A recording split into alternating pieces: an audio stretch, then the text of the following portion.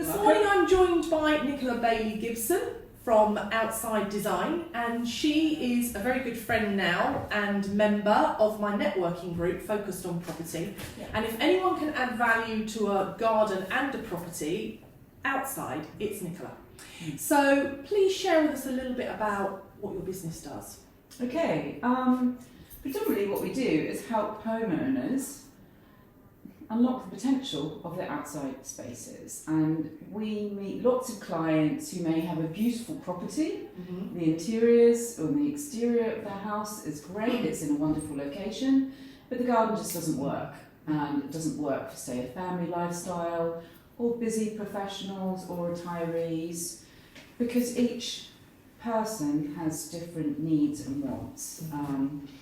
And so what we do is help them to discover, what they can do with their space and actually save them lots of time and money. Yeah. And stress. Because if it's not your forte, I mean, I know I love sitting in a gorgeous garden. Yeah. But I have no clue how to do it and no time. Yeah, and often, that's terrifying, isn't Yeah. it? Because you don't want to spend a lot of money and then it's all a waste and they die. So it is about making the garden work with the house, and also about creating those views from interiors, which is really important. Now we are often spending a lot more time in sort of open plan living spaces with kitchens with beautiful glazing looking out onto sometimes just lawn and a boring fence. Yeah. When it can be so much more. Yeah. So it's about creating gardens that work all year round. Yeah. We're really passionate about them being lovely spaces, 365 days a year that work. Work I get that. It's a bit like with my old interiors hat on. My job was to work on the interior to make sure it's practical, it's affordable, it reflects the lifestyle that you need, and gives you what you need as a family right here, right now. That might change as life evolves. Yeah. It might change for the next person that is in the house. But right here, right now, I have to be creative and think about the brief and what they're trying to achieve and they're struggling to achieve on their own. Yes. Because I can see the end result, they can't. Yeah.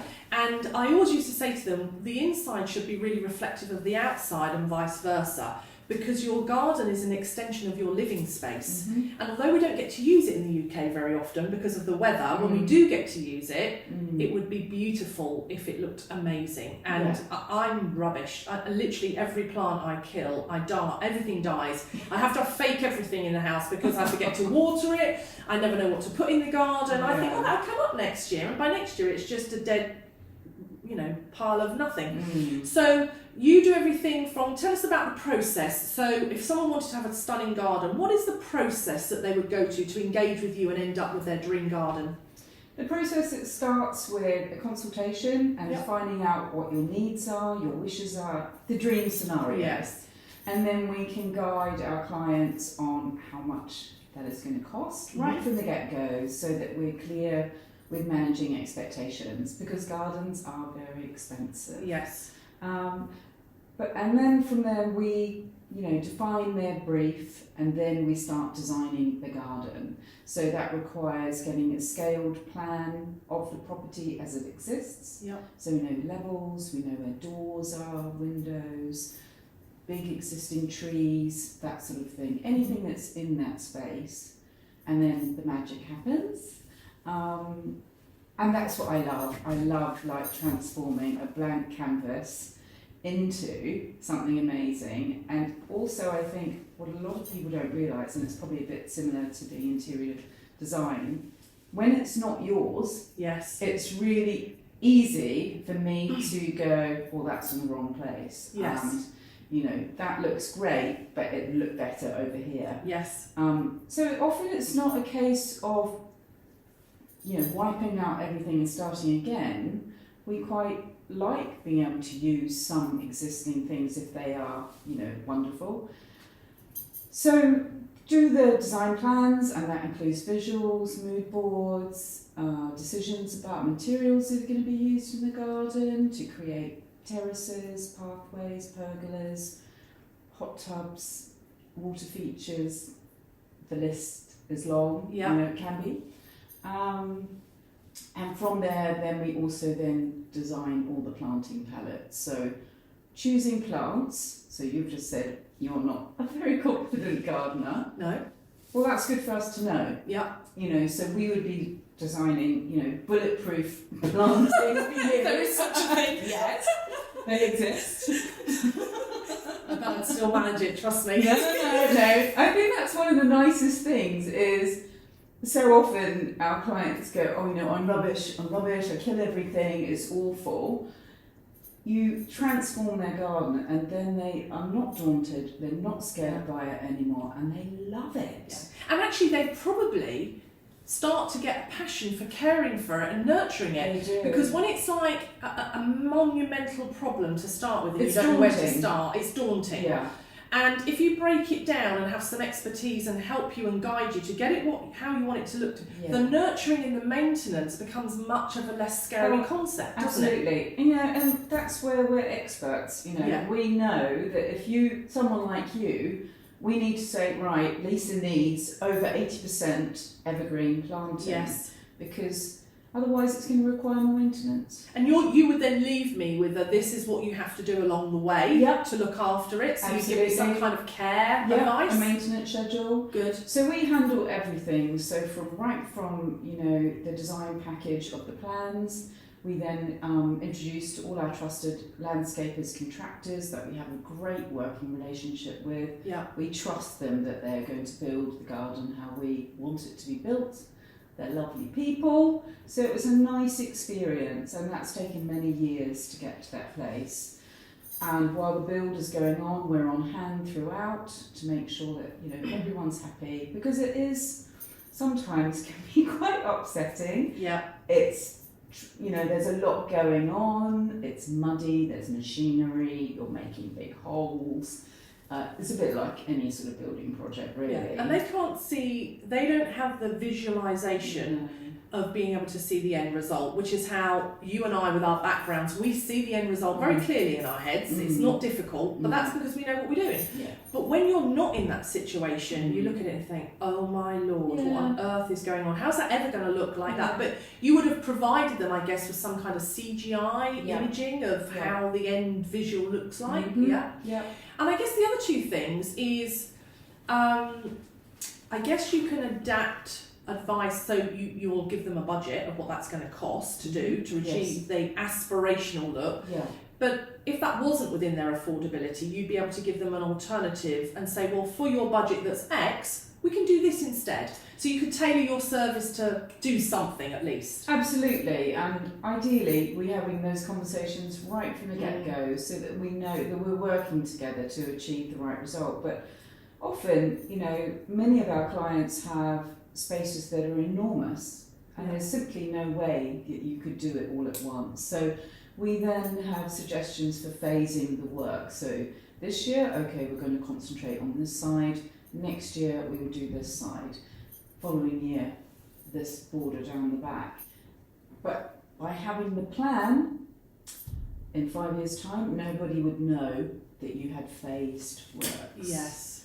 Whereas if you know, so often we're brought in, sadly, to fix the piecemeal approach that then doesn't actually flow or have any cohesion at all. No. So having that plan is absolutely key. Okay. And the other quick question, I've got so many questions. The next quick question is, if they had something that was emotional to them. So I know in my mum's garden when she died, we sold the house when she died, but she had a rose bush that she bought because her mother was called Rose, and when she died she put this bush in her garden to remember her grandmother, and we wanted to move it, so we had it moved by a professional into the care home's garden where she was going. I'm assuming that that's the sort of, you can kind of redeploy things. Oh, absolutely. It's just critical how it's done, time of year, and then watering. Yeah, that's why I didn't do it, because it would have died. 100%. I had to get a professional in to move one rose bush for my mother, which we were all quite emotional about, but it was very important to her.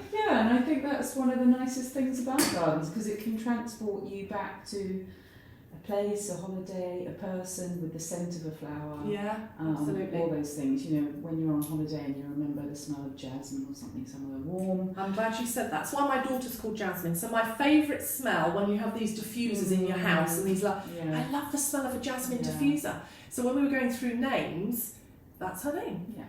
And every time we smell it, we go, that's a jasmine, I can smell it. Yeah. So yeah, it does resonate. It brings back memories, you know, all those sorts of smells resonate with you somehow, which is great. Now the other thing, thinking about what we're doing and for the clients that we're working with, obviously our job as professional agents is to help create properties that are going to have curb appeal, have the right look and feel to them on very first presentation. Yeah. How does that add value to properties? What you're doing on the outside, how influential do you think that is, and how does it add value to the property? It's huge, and I think it's often overlooked. We recently had a project where a large house up for sale, but the front had it was very dull, very boring, nothing softening the driveway to the, exterior of the house and the frontage. And simply by planting it, instant effect and lovely photos then for sale. Yeah. And that first moment, when you arrive at a property is very important. Yeah. And so it's also about being mindful that if there's a rural property, we're not going to go and do something urban or modern in there. So it's the English country garden, making sure it's all in consistency with the property. Yeah, but it also for the buyer, yes. coming in, that's done. Yes. I don't need to worry about yes. that. Yeah. And that's huge. Yeah. I think, it's like in the interiors of a house. Oh, I can see myself being there. Yes. And if it's done, you go, that's where I will have a barbecue, that's where we can put a marquee up, that's where we can entertain and sit and have a G&T. It's providing that vision of a lifestyle. And it's a bit like, when we go in and we go, okay, what people are going to see is a really tired kitchen, and immediately they're thinking about how much it's going to cost them, the inconvenience, the pain of going through it. If it's already done, you've overcome so many objections to not buy the property. And it's the same with the garden. It's about presenting a lifestyle. And if they can visualise themselves seeing themselves living there, it's pretty much sold, it's done, isn't it? Yeah. And that curb appeal, we're all visual buyers, and that first 30 seconds when they pull up outside the house could make or break whether they continue with the viewing or even drive away. Absolutely. Yeah, it's critical. Yeah. Okay, now we're coming up to that lovely time of year, spring and summer. Yeah. I'm not a winter lover. Spring and summer is wonderful. How would we prepare our gardens as best we can to nurture them ready for the forthcoming season? What sort of tips and techniques could you give us? I think one of the key things that we see so often is making things simpler.